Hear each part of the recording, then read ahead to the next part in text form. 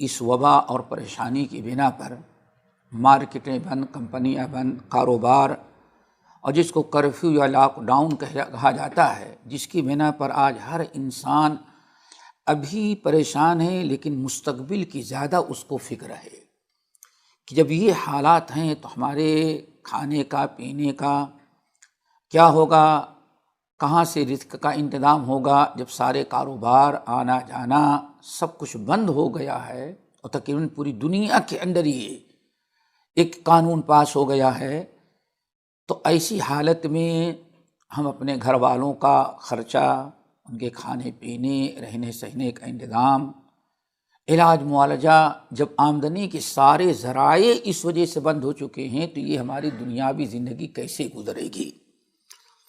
یہ ایک سوال ہے، اور واقعی سوال بڑا اہم ہے، اور اس کا جواب ہم سب سے پہلے کتاب اللہ، سنت رسول کی روشنی میں دیں گے۔ اللہ تعالیٰ، دعا کرو اللہ تعالیٰ ہم سب کو توکل علی اللہ عطا ہو، اور اللہ اس کے رسول نے جو کچھ بیان کیا اس پر یقین کا جذبہ ہمارے اندر پیدا ہو۔ تو چند چیزیں ہیں۔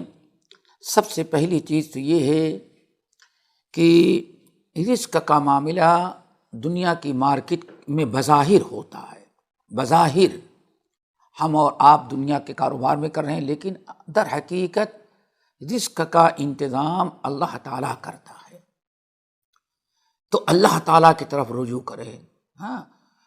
اللہ رب العالمین نے فرمایا وَفِي السَّمَاءِ رِزْقُكُمْ وَمَا تُوعَدُونَ، ذرا غور کریں، وَفِي السَّمَاءِ رِزْقُكُمْ وَمَا تُوعَدُونَ، یہ قرآن پاک سورہ زاریات کی ایک آیت ہے۔ اے لوگو، تم جائز حد تک کوشش کرو، یہی جملہ یاد رکھیں، جائز حد تک کوشش کرو، حلال حرام کا خیال کرتے ہوئے، اپنے ملک کے قوانین اور حکام کو مد نظر رکھتے ہوئے، احتیاطی پہلو اختیار کرتے ہوئے، اپنی روزی روٹی کے لیے جتنا جائز کوشش کر سکتے ہو، جتنی تمہارے اندر طاقت ہے اس کو کرو، باقی رزق کا معاملہ اللہ فرماتے ہمارے حوالے چھوڑ دو، آسمان پر عرش والا ہی تمہارے رزق کا انتظام کرتا ہے۔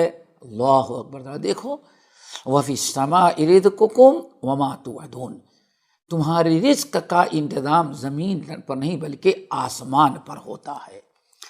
کسی فارسی شاعر نے بڑی بہترین بات کہی، خدا ارب بندد بحکمت زرے کشاید و فضل و کرم دیگرے، بڑی پیاری بات کہی کسی شاعر نے کہ خدا ارب بندد بحکمت درے کشاید و فضل و کرم دیگرے، اگر تمہارے رزق کے سارے دروازے کوئی بند کرتا ہے تو اللہ اپنے فضل و کرم سے تمہارے رزق کا انتظام اپنے فضل و کرم سے کہیں اور سے کھول دیتا ہے۔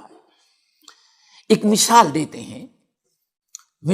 ہیں، ایک بہت بڑے عالم ہیں عفان بن مسلم، یہ امام احمد بن حنبل رحمۃ اللہ علیہ وغیرہ کے اساتذہ میں سے ہیں۔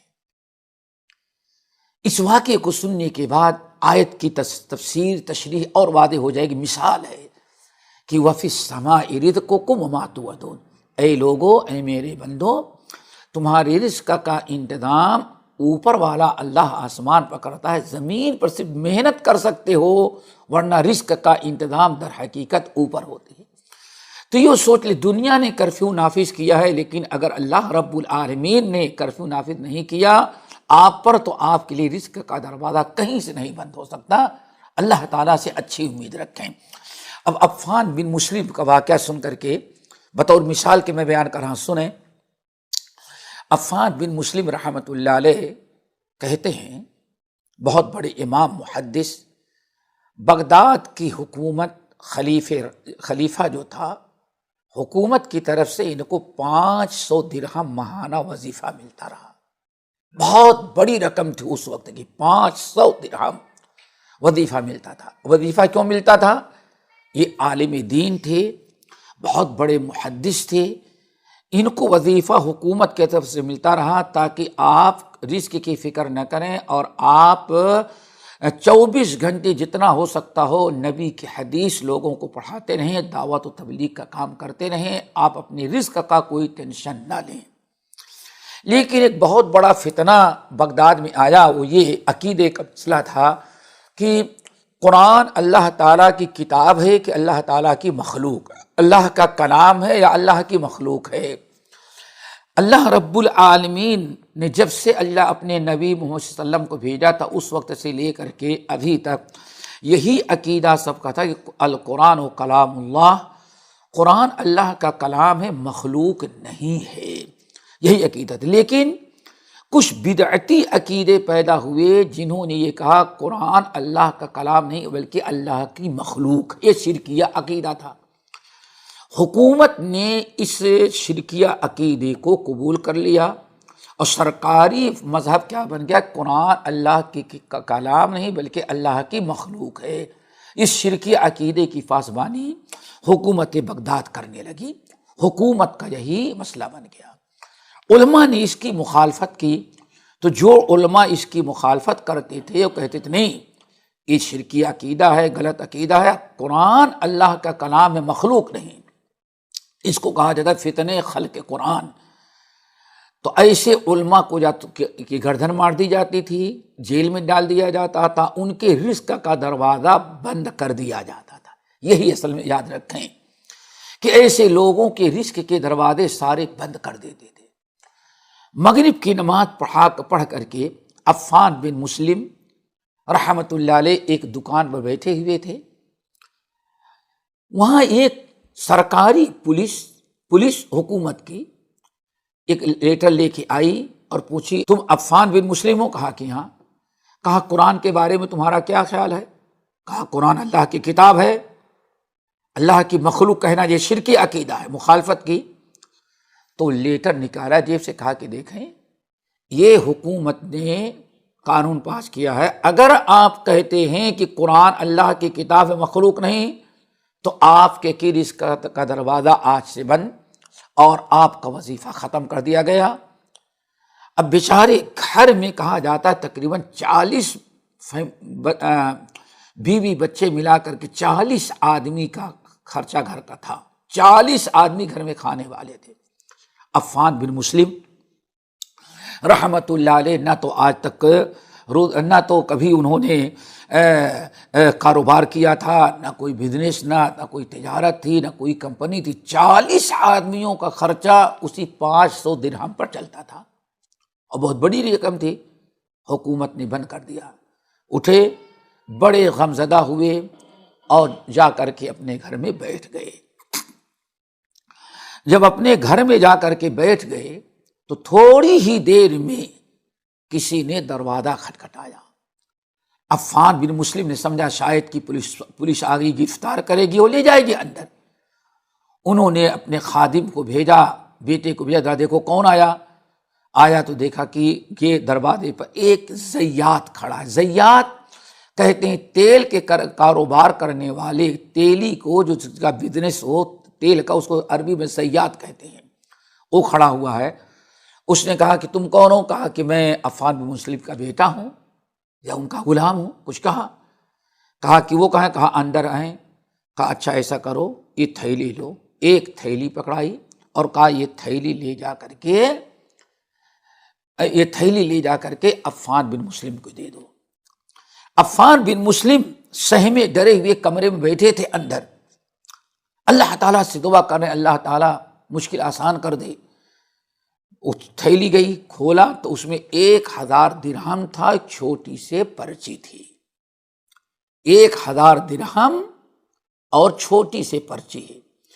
پرچی میں اس نے لکھا تھا کہ میں نے سنا ہے کہ ابھی میں نے سنا کہ حکومت نے آپ کا وظیفہ بند کر دیا، 500 درہم جو آپ کو ملتا تھا حکومت نے بند کر دیا۔ تو حکومت نے بند کر دیا، میں 1000 درہم وظیفہ آج ہی سے آپ کا چالو کر دیتا ہوں، آپ دین کا کام کرتے رہیں۔ 500 حکومت دیتی تھی، میں آپ کو 1000 ہر مہینے 1000 درہم پہنچا دوں گا۔ جب 1000 کی تھیلی ملی اور یہ چٹھی پڑھی تو بڑے خوش ہو گئے۔ اس وقت کیا کہا؟ سورہ زاریات کی ہی آیت تلاوت کی، اے میرے بچوں، اے میرے گھر والوں، سنو، وَفِي السَّمَاءِ رِزْقُكُمْ وَمَا تُوعَدُونَ، تمہارے رزق کا انتظام آسمان والا کرتا ہے، بغداد کا خلیفہ نہیں کرتا۔ تو سب سے پہلے دوستو ہمیں اس بات پر یقین کرنا چاہیے کہ اگر چاروں طرف سے پابندیاں ہیں، اگر اللہ تعالی نے رزق کا دروازہ بند نہیں کیا ہے تو کبھی آپ بھوکے نہیں مریں گے۔ ایک چیز، اسی لیے اب توکل کی بات ایک حدیث سنا کر کے بات کو آگے ہم بڑھاتے ہیں۔ اللہ کے رسول صلی اللہ علیہ وسلم نے ارشاد فرمایا، طویل حدیث کا اس کا ایک حصہ بسند صحیح حدیث منقول ہے، اللہ کے رسول نے فرمایا لن تموت نفس حتی تستکمل رزقہا۔ اسی ایک حدیث پر غور کریں، لن تموت نفس حتی تستکمل رزقہا، کوئی نفس، کوئی انسان یا کوئی جاندار اس وقت تک نہیں مر سکتا جب تک کہ اپنا رزق مکمل نہ کر لے۔ بڑی جامع اور معنی حدیث ہے دوستو، انسان کبھی بھوکوں نہیں مر سکتا۔ اللہ کے رسول کیا فرماتے ہیں؟ لن تستکمل نفس، کوئی انسان، کوئی ذی روح جاندار اس وقت تک موت اس کی نہیں آتی جب تک کہ اپنا رزق مکمل نہ کر لے۔ جب تک ایک لقمہ بھی آپ کے نصیب میں ہے، جب تک وہ کہیں سے بھی آئے آپ پورا رزق استعمال نہیں کر لیں گے، تب تک ملک الموت روح قبضہ نہیں کرتے۔ اسی لیے اللہ فرمایا ثم رزقکم ثم یمیتکم، اللہ ہی تمہارے رزق کا انتظام، پھر وہی تمہیں موت دیتا ہے۔ اللہ اکبر، آیت پر غور کرو، ثم رزقکم ثم یمیتکم، اللہ نے تم کو پیدا کیا، وہی تم کو رزق دیتا ہے، اور وہ رزق کے بعد ہی تمہاری موت بھی وہی، اللہ تعالیٰ تمہیں موت بھی وہی دیتا ہے۔ یہاں موت پر رزق کو مقدم اللہ نے کیا ہے۔ آپ اطمینان رکھیں، اللہ نے نصیب میں جو رزق لکھا ہوا ہے، دنیا نے کرفیو نافذ کرے یا نہ نافذ کرے، وہ رزق آپ کو مل کے رہے گا انشاءاللہ۔